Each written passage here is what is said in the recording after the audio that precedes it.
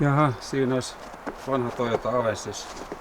Heittää erroria P 2008 EGR sensori, painesensori, joka täytyy vaihtaa. Marmoritiskillä tuo osa maksaa 220 ja työt siihen 200. Kiinasta tilasi osan rahteineen 12,55 € ja vaihdan sen itse.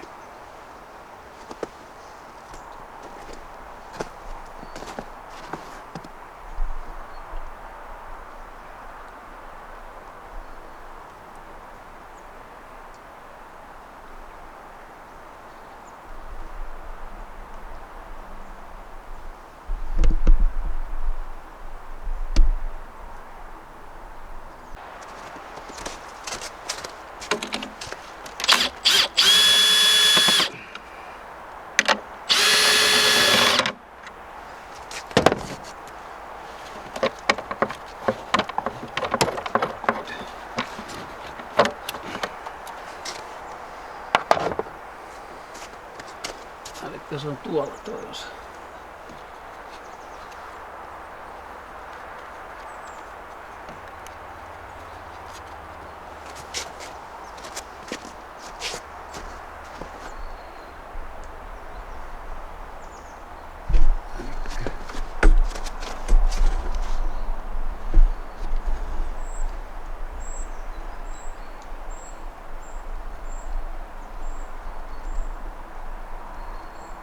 Elikkä toi osa.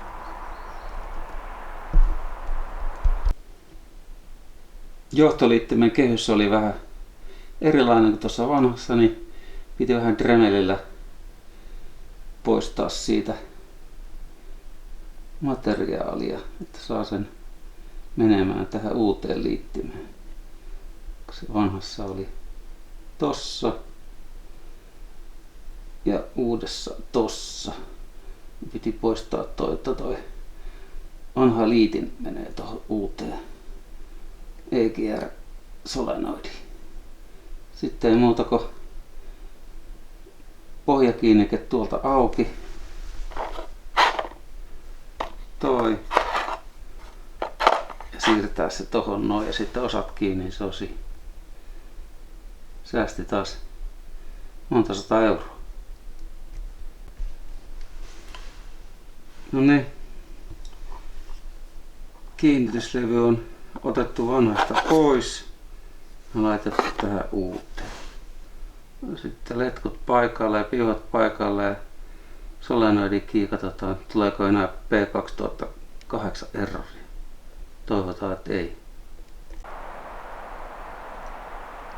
No niin. Siellä on sitten uusi osa kiinni. Toi johtoliitoksesta poistettu vähän,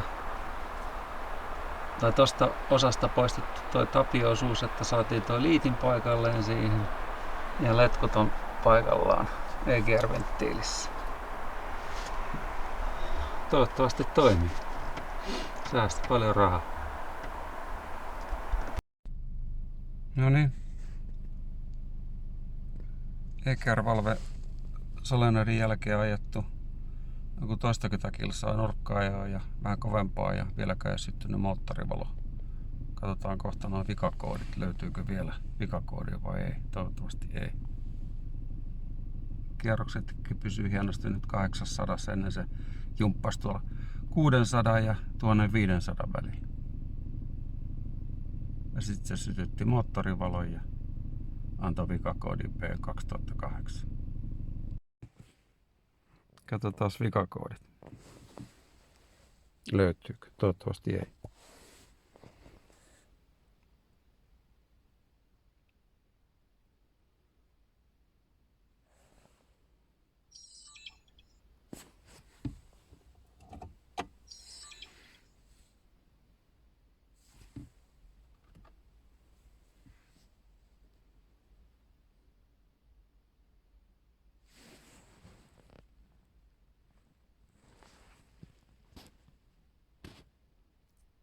Vikakoodia ei olla. Hieno homma.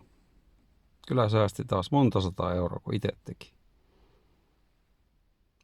2,5 viikkoa kesti toi Kiinan tilaus tuosta osasta ja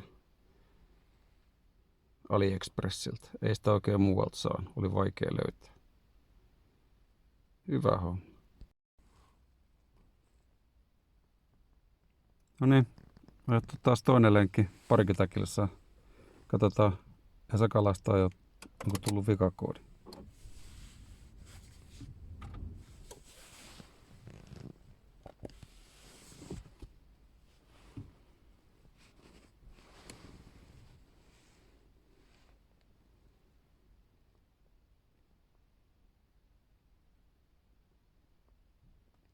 On tullut välillä lambda erroria ja kaiken näköistä EGR-sensorin ongelman kanssa. Ilmeisesti sotkee lambdaakin. Ei ole vikakoodi. Hieno homma.